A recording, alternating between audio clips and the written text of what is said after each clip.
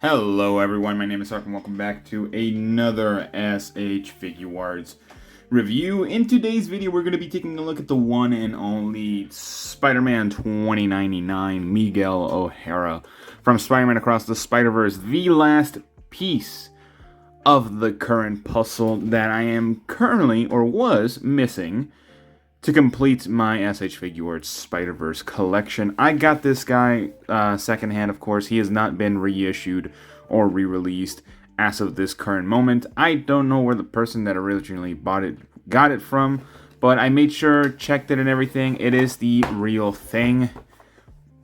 It is very much used, so it's not going to be a perfect depiction as to what you could get, although actually it could be, since it is secondhand, and a lot of the Miguel O'Haras that you could get are secondhand. So, without further ado, let's take this guy out and see how he looks.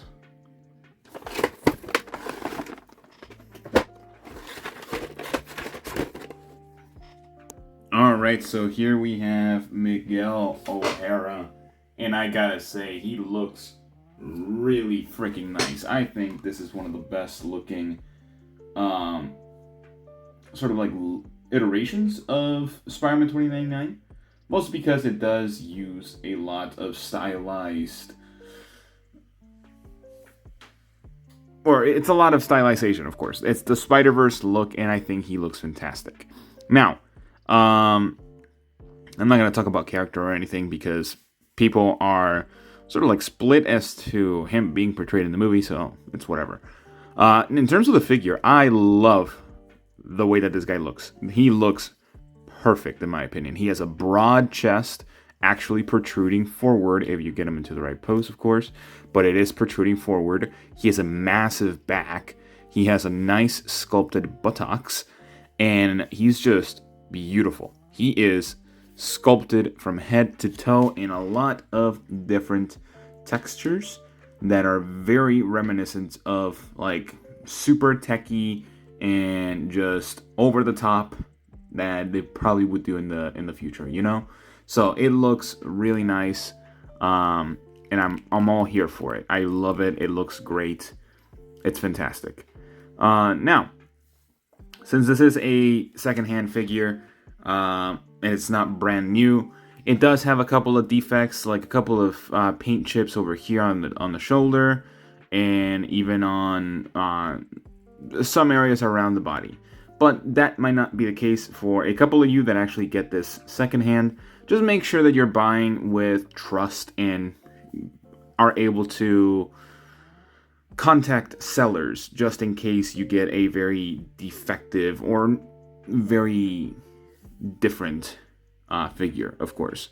Now, there is a bootleg of this guy, which is the CT Toys, and I can guarantee you this is not the bootleg. Now, the reason why it's not the bootleg, because it actually takes off the piece on the back here for the cape that it includes. So, the CT Toys does not include the cape, and it also has the marking right here, the copyright marking right here at the bottom. So, yeah, third-party companies, or, well, quote-unquote bootleg companies, like CT Toys, cannot do that. Otherwise, they get into very insane legal trouble there.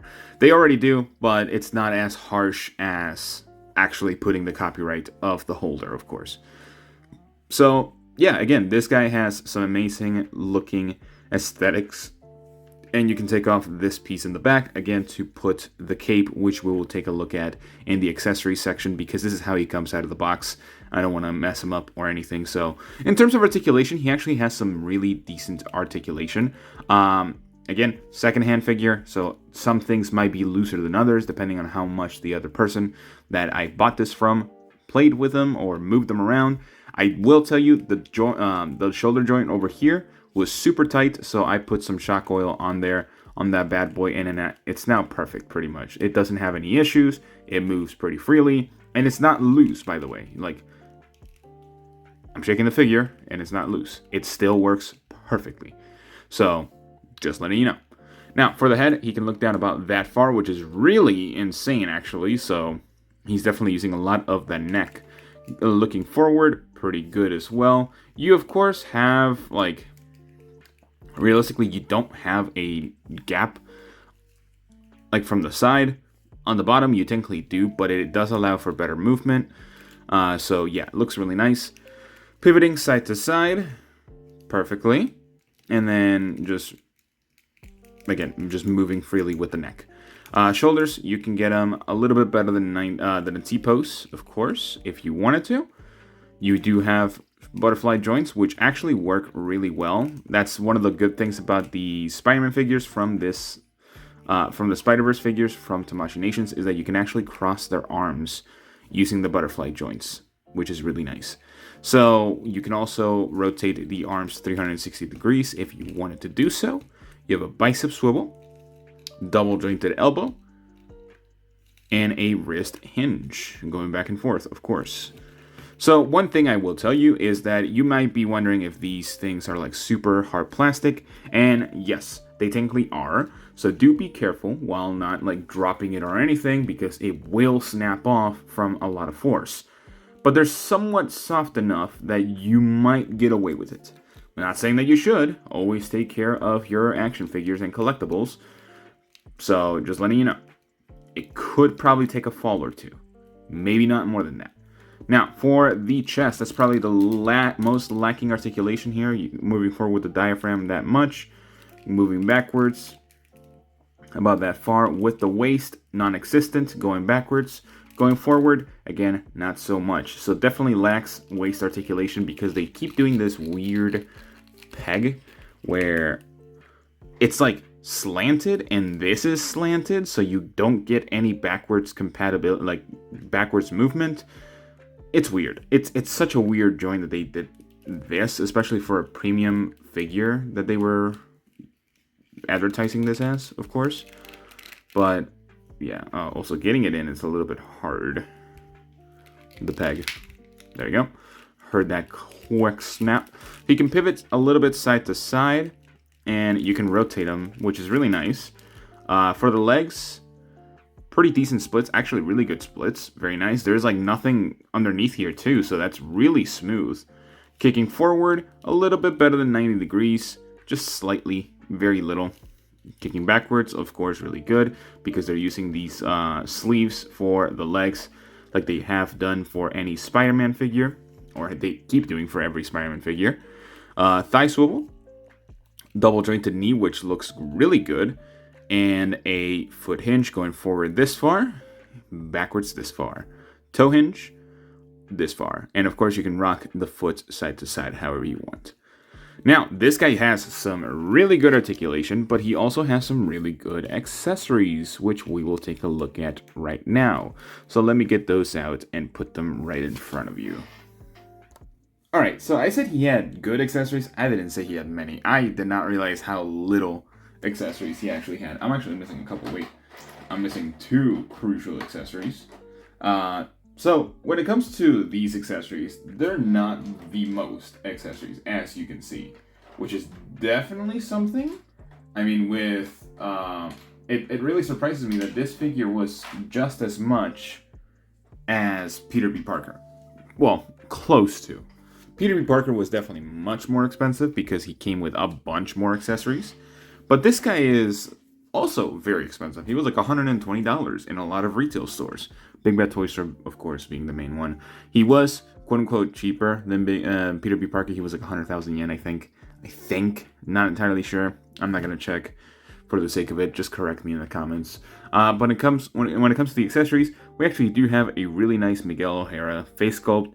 That was, of course, fixed compared to the promotional images. So with the promotional images, he looked a lot more paler, and people did not like that. When the product came out, people were happy that they actually did change the skin tone to match him more in the movie. Otherwise, he would look more like a vampire than he does as a Latino man.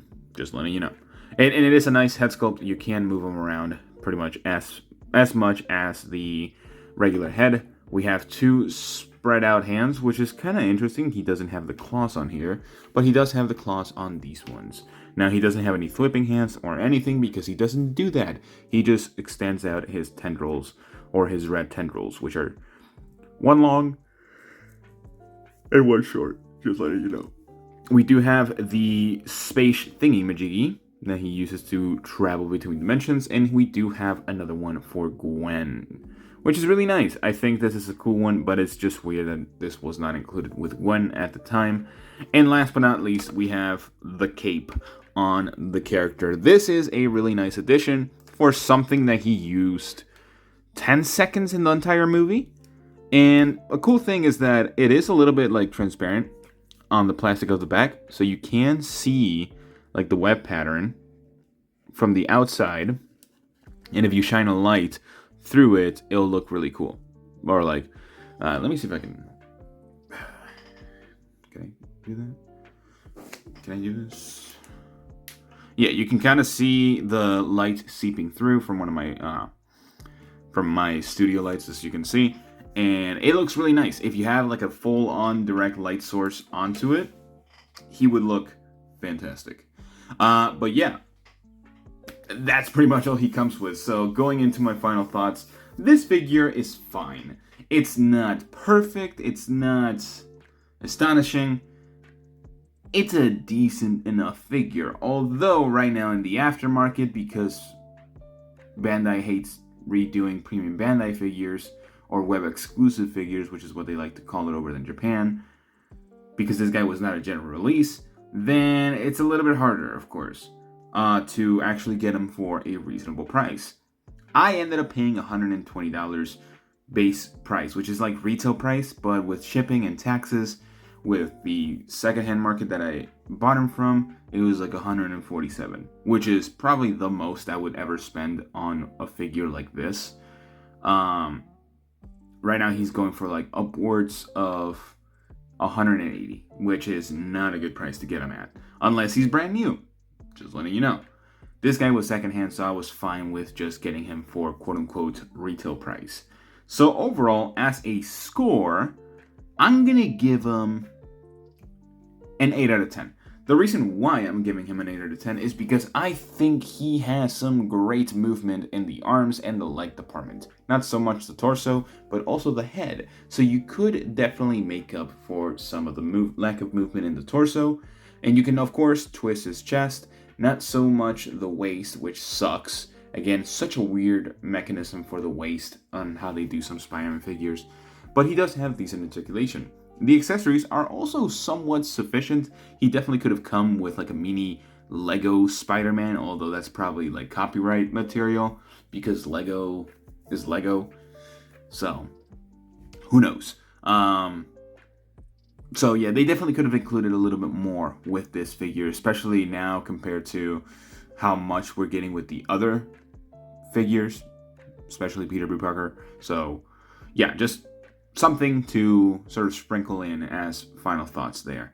So yeah, that's pretty much all the time I have for you guys today. Let me know what you guys think about this figure. Do you like it? Do you not like it? Let me know down in the comments below. But besides that, I will see you all in the next one. Bye-bye.